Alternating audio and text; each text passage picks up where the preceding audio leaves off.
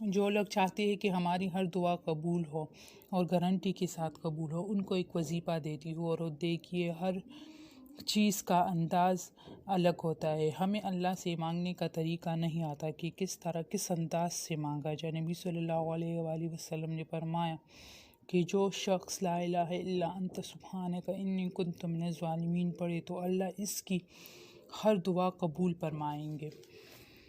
اب اس کو کس طرح سے پڑھا جائے آپ کی مرضی ہے۔ ہر نماز کے بعد 33 مرتبہ، 99 مرتبہ، 100 مرتبہ، 101 مرتبہ، 313 مرتبہ پڑھتے ہیں۔ اس کے بعد آپ دعا مانگے اور پھر دیکھ لیجئے کہ نبی کریم صلی اللہ علیہ وآلہ وسلم کا فرمان ہے تو دعا قبول کیسی نہیں ہوگی۔